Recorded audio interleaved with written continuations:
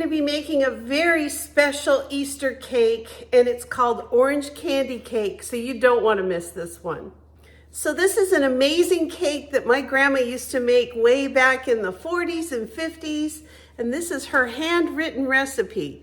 I know it's kind of hard to read on here, so I'm going to put the instructions to this cake down in the description below if you're interested in making it. So join me today. So one of the things that makes this cake so yummy is these delicious orange candies. So I don't know if you've ever bought them or you've ever tried them, but these are something that my grandma used to make in cakes all the time.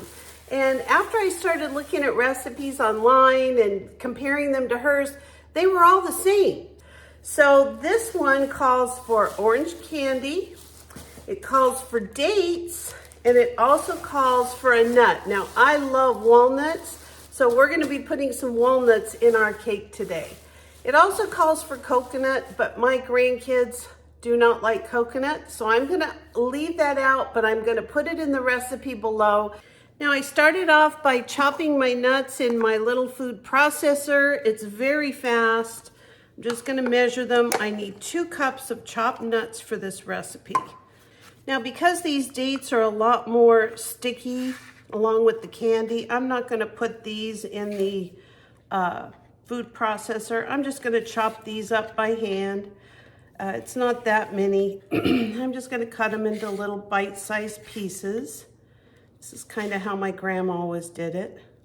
Back in the 40s, 50s, even the 60s, they used a lot of dates in their cooking. Nowadays, I mean, you see it in some of the more healthy recipes, maybe as an option to sugar, but you don't see the dates like you used to. Now that we've cut up our dates, we're gonna take our 1 pound of orange candies and we're gonna do the same thing. We're gonna cut these up into little bite-sized pieces and then you'll see how we're gonna separate them all. You just take them and however big of a bite you want. Look how pretty those are on the inside. This is gonna be such a beautiful cake. You're gonna be absolutely amazed when you see this. And this is something, you take this to Easter, it's gonna be the most popular thing. Even though the ingredients look a little bit odd, it is gonna be so good. Now back in the day, they actually called this an orange candy fruit cake too. I saw that from my sister. So we're gonna start off by creaming 2 cups of sugar with 1 cup of softened butter in our mixer. Now, I have a KitchenAid, but if you've got a hand mixer, that'll work just as good. So I'm just gonna lock it and put it on low and just get it breaking down the butter. So as soon as our butter and sugar gets mixed together, we're gonna add our eggs 1 at a time. And I'm adding 4 eggs. And we're just gonna cream that up till it's nice and creamy. I'm gonna increase the speed on my mixer. So the next thing we're gonna do is we're gonna take a 1/2 cup of buttermilk and we're gonna dissolve 1 teaspoon of baking soda in our buttermilk. And just give that a little stir. So the way that we're gonna get these fruits to not stick together when they get into the cake is that we're going to take a 1/2 cup of flour, pour it over our fruits. Now the reason that we're doing this is just to separate them when we add them to our mixture. And all we're going to do is just give them a little toss. We just want all of the fruit to kind of break up with the flour. It's primarily the dates that are really sticking together, and I think those are more because they were just the really ripe dates. I mean, they're delicious. I had one, and this is gonna be such a good cake. I think there's gonna be kids at the Easter party that aren't even gonna know what a date is. They probably never had one in their life. Or even these orange candies. They're not like, candies that the kids eat today, with all the Sour Patch Kids and all that kind of stuff. So, I don't know. A lot of these kids probably won't even know what they're eating. But they are gonna know it's very sugary. So back in the 40s and 50s and 30s and You know, back in the olden days, people didn't really know the dangers of sugar. So here we've got all this orange candy, all these dates, along with 2 cups of sugar when we're cooking this.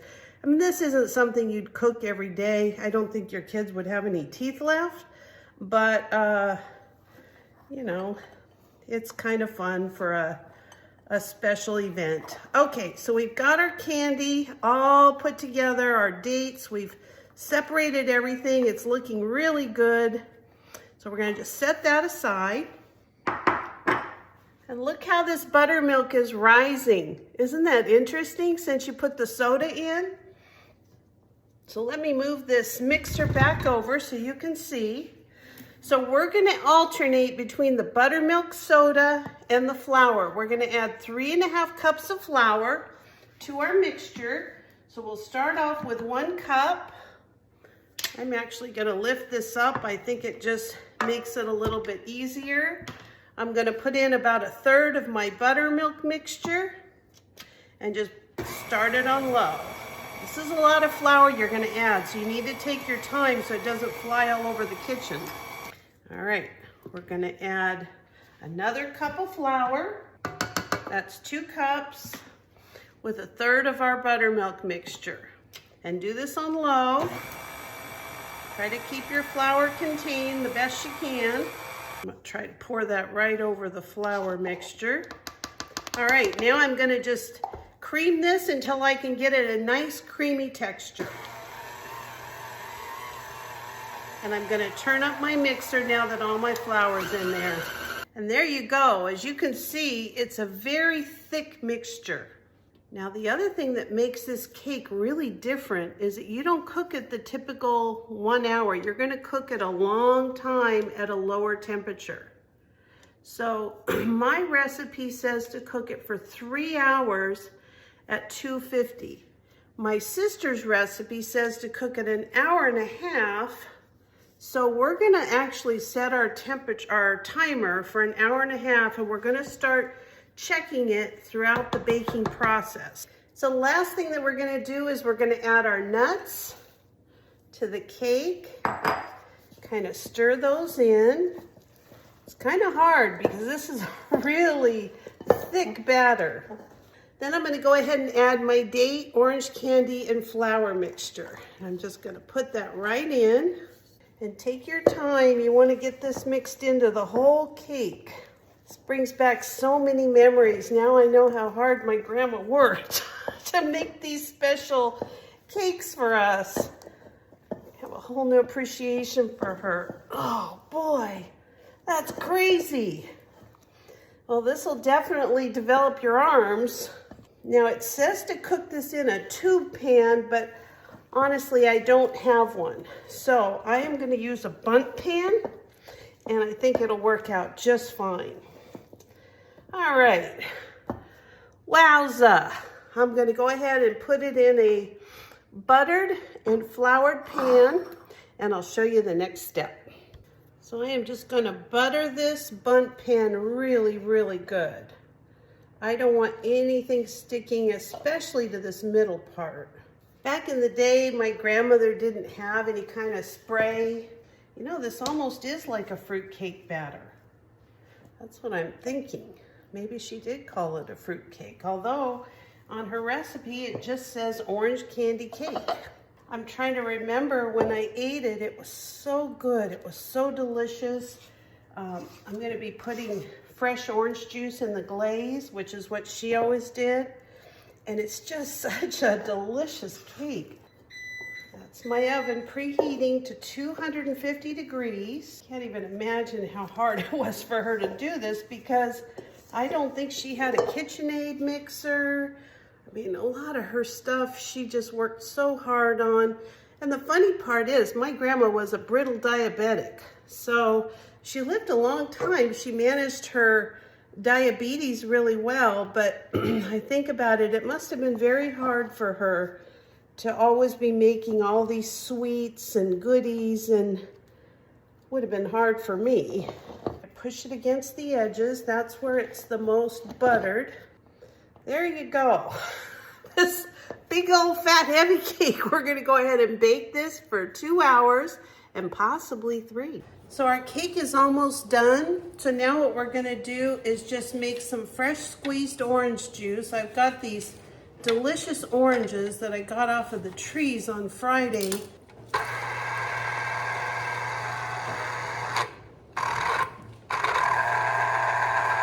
So our orange juice is all squeezed. We're gonna measure out 1 cup of orange juice, and then we're gonna add 1 cup of powdered sugar to this. I'm just gonna pour my orange juice in that little container. All right, so we're just gonna add a cup of confectioner's sugar, just like this. And I'm just gonna get my immersion blender and get this all blended up. All right, so all I'm gonna do is add my immersion blender and get this all blended up.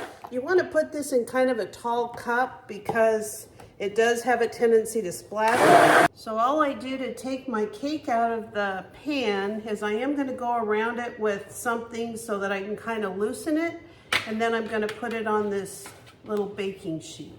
Let's see how that worked.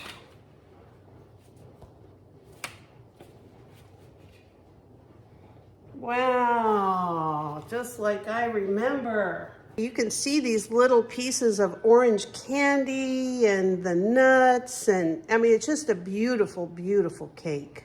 I think what I'm gonna do is just poke a couple of holes in here. Not too many, I'm just using this skewer.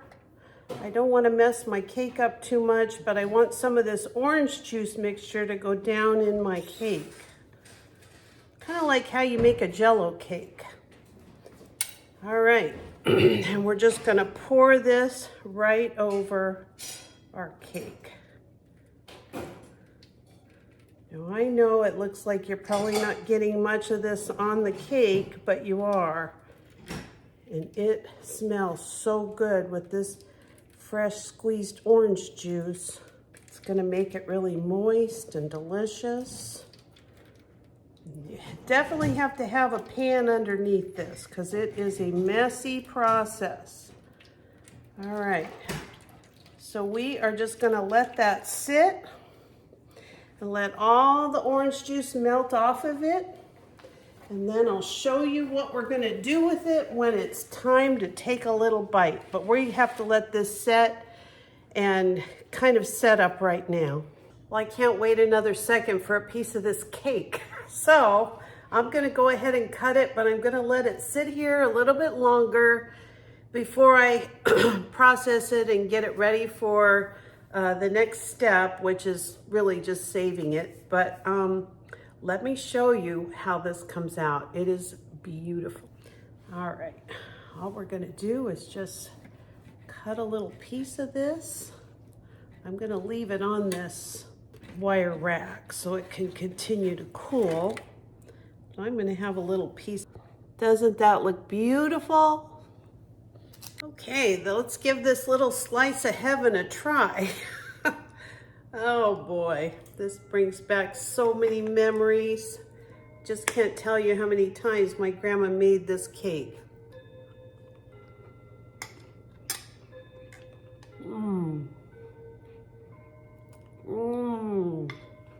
That is so delicious. Wow. This is so good. If you like something like a rum cake that's really moist and delicious, it's got the taste of candy, nuts, orange juice.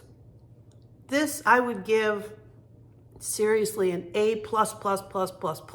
It is so good. Give it a try. You will not be disappointed. This will be the star of your Easter event. So have a great evening, and thank you again for watching. If you're not a subscriber, please consider subscribing to my channel, and I'll see you next time. Thanks a lot. Bye-bye.